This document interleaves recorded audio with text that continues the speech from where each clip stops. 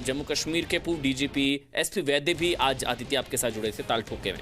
चलिए अपने दर्शकों को सुनवाते हैं, क्योंकि ये दो ऐसे चेहरे हैं जो जम्मू कश्मीर को सबसे ज्यादा बेहतर तरीके से समझते हैं।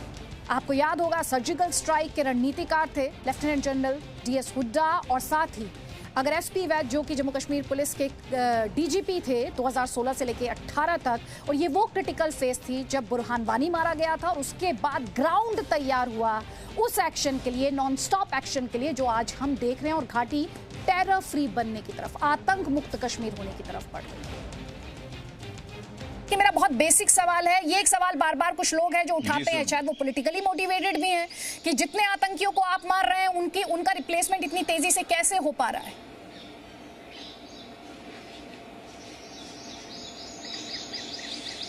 ये जो पॉइंट कह रहे हैं कि जो आतंकी मारे जाते हैं कुछ लोग और ज्वाइन करते हैं, इस पे जैसे मैंने पहले भी कहा, जे.एंड.के पुलिस ने काफी काम उस वक्त किया था लोगों को वापस लाने का, जो जिनको रेडिकलाइज करके ज्वाइन करवाया जाता है। इसमें दो तीन बातें बहुत जरूरी हैं। एक हमारे लिए, हमारे समझने के लिए, एक जो पार से जिहाद इस पाकिस्तान ने लगाई है। मैं आपको बताना चाहूंगा कि मेरे पास कई पेरेंट्स उस वक्त आए कि हमें पता नहीं चल रहा, हमारे बच्चों को, जो आजकल के बच्चे इंटरनेट पे लगे होते हैं, उनको फेसबुक पे फ्रेंडशिप की ऑफर आती है, उसके बाद वो बच्चे चैट करना शुरू करते हैं।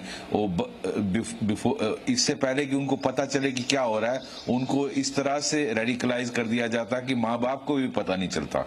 तो ये जो सोशल मीडिया प्लेटफॉर्म्स हैं, इनको बुरी तरह से मिसयूज किया जाता है।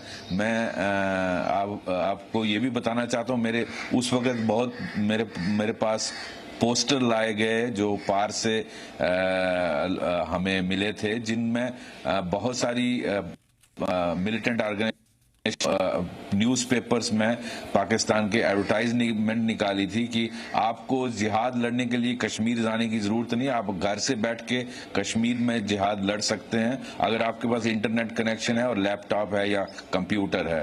आप इमेजिन करें, इस तरह के हजारों की तादाद में उन्होंने रिक्रूट किए जिनको पैसे घर बैठे देते हैं, और जो एंटी इंडिया और एंटी रेडिकल मटेरियल जो इसमें अपलोड करते रहते हैं। हम देख रहे हैं कि हिजबुल के चाहे वो कितने ही टॉप कमांडर्स क्यों ना हो, रियाज नायकू, जुनैद सहराई, ये सब मारे गए हैं। दूसरी तरफ जिस तरह से हमारी सुरक्षा बलों ने RDX बरामद किया है, कुल मिलाकर जम्मू कश्मीर के हालात को आप किस तरह से देखते हैं? और वही सवाल, क्या अब हम ये कह सकते हैं कि आतंक के खिलाफ लड़ाई जो है, ये लड़ाई ये डिसाइसिव फेज में है, निर्णायक दौर में है? Aditi, thank you for getting me on your show. सबसे पहले ये जो हमारे security force, pleasure to have you, honour. My pleasure.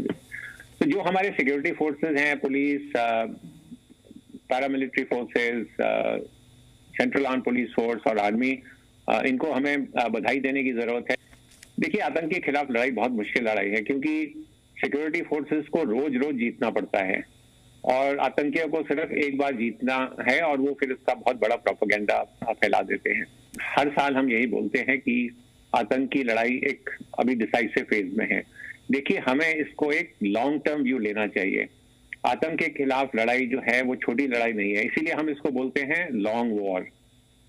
और मैं इसलिए ये बोल रहा हूं क्योंकि हमें फर्क भी देखना चाहिए between killing terrorist and killing terrorism. तो टेररिस्ट को मारना एक बात है, और उसमें आई थिंक पिछले 5 साल में 1000 से ज्यादा टेररिस्ट सिक्योरिटी फोर्सेस ने न्यूट्रलाइज किए हैं। टेररिज्म मारने के लिए हमें कुछ और डेप्थ में जाना पड़ेगा। टेररिज्म क्यों होता है? वैद साहब ने बताया कि लोकल रिक्रूटमेंट को कैसे रोका जाए। हमें मालूम है कश्मीर में रेडिकलाइजेशन फैल रही है, तो इसके ऊपर काबू कैसे लाया जाए, और खासकर पाकिस्तान को कैसे रोका जाए कि वो टेररिज्म इंडिया में नहीं फैलाए। इस कारण है जो मैं बोलता हूं कि अगर हम एक लॉन्ग टर्म फोकस रखें और लॉन्ग टर्म स्ट्रैटेजी हम डिवाइस करें सभी चीजों को देखकर, तो जरूर हम जो टेररिज्म कश्मीर में है उसके ऊपर वी विल गेन विक्ट्री।